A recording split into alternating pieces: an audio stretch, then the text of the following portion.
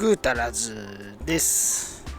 今日はね、再び GTO、アイドリングの不安定ね。まだ治ってません。ってことでね、今回は ISC バルブ、ISC をね、交換しようと思って。まあ、これもね、対策品が出てたんで、それを変えようってことで、この間のスロットルボディにもついてたんですけど、それもね、対策品前のやつだったんで、これに変えたら治るんじゃないってことでね、新品買ったんですけどね、高かった。2万ちょっとぐらいしたかな。ヨッピーが2万ちょっとぐらいって言ってたな。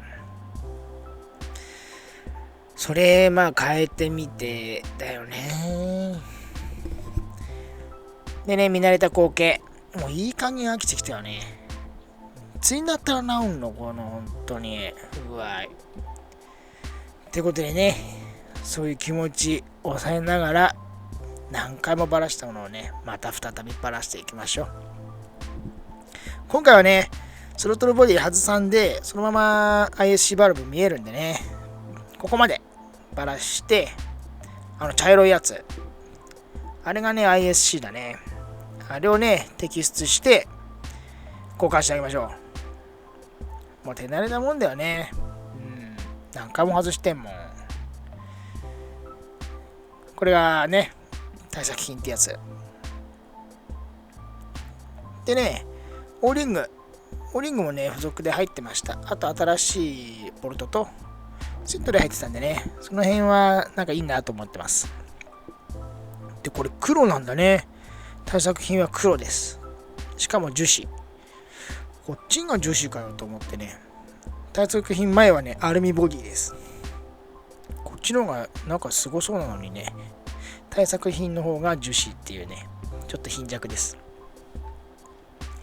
でね、スロットルボディ外さなくても、奥側のボルト2本外してあげれば、これとあと下に隠れてるんでね、それ2本外してあげれば ISC のバルブ取れますんで、落とさないようにね、気をつけてください。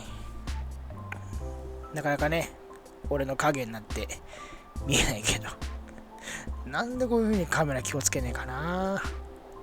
今回はね、背中ばっかり、背中多いです。もう取れたと思ったらもう背中で見えないから。もう、見えねえし、アイドリングの不安って治んねえし、いい加減飽きてくるよね。いい加減飽きてくる。で、ここもね、とりあえず掃除しておきました。この間掃除したんだけどね。で、ちょっと比べてみましょう。新と旧だね。新旧。で、色が違うのと、見ればなんていうんだ、この先っぽにススが溜まると、そのアイドリングの不具合が、不安定が出るらしいんだけどね。古い方もそんなに汚れてはないんだよね。今回もなんか違うような気がします。あとは戻すだけ。ここもね、ひたすら戻していきましょう。その前にね、オーリング交換してあげます。これオーリング外してあげて、新しいオーリングですね、つけてあげて戻していきましょう。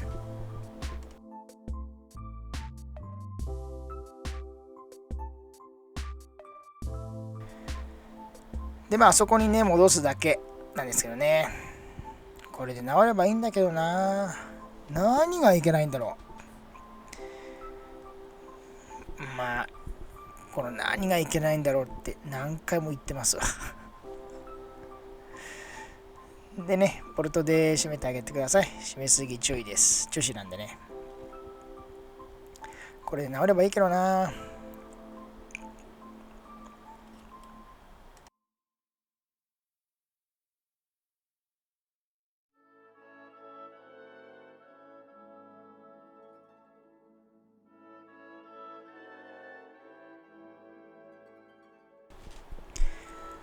あとはもうね、何回も外して何回も戻してますんでね。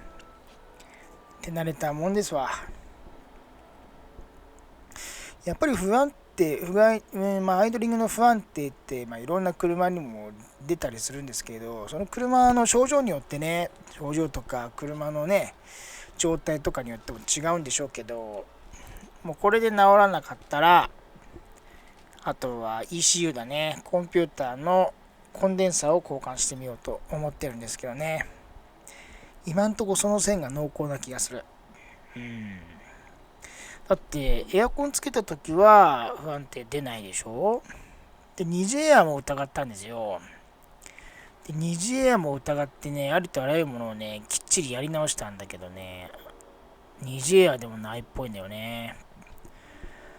パーツクリーナー周りにかけてね、吸ってるとこ探したんですけど、そういうのもなかったんでね、次は ECU って思ってるんですけどね、これで治ったらと思ってね、これまずエンジンをかけてみましょう。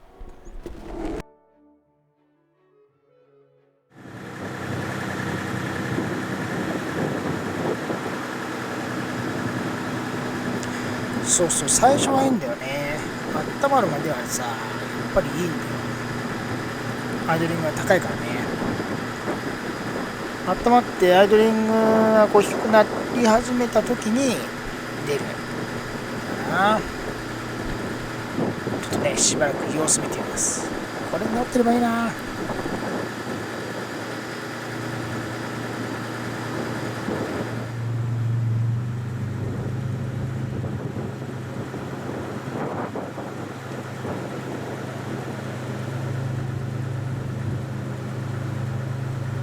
今んとこね、良さそう。このまましばらくかけてみます。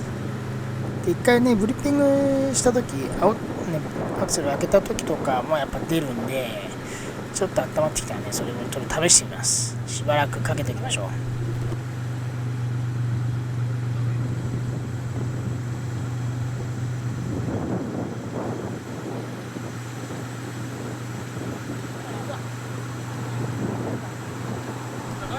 これ良さそうじゃないってヨッピーと話してます。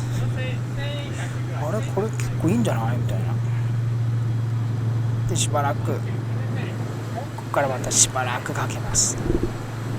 ちょっと回転が高かったんでね、それ回転を落としてあげて、いいじゃんって思った矢先です。ところがまた発生しました。マジかよ、本当に。で、2人ともがっくり。いい加減開きました、不具合。いい加減治ってほしいよ。次はもうね、ECU 電解コンデンサーを変える。もうそれ変える。もうそれダメだったら、次もディーラーに頼もう。ディーラーで見てもらおう。新短期とかないからさ。でもチェックランプつかねえし、センサー系じゃないなと思ってはいたんだけど、あとは ECU のコンデンサー。次これかな。これ治んなかったら、俺らの手には負えません。ってことでね、IC バルブ変えましたが、アイドリング不安定改善せずでした。がっくりです。本日もね、ご視聴ありがとうございました。またこの改善策ね、次はECU のコンデンサーかな、変えてみます。ケーズロムさんで書き換えてもらってるんでね、ケーズロムさんで、コンデンサー変えてもらうことにしてます。またそれね、どうなったかまた動画上げますんでね、楽しみにしておいてください。よろしかったらグッドボタン、チャンネル登録よろしくお願いします。ありがとうございました。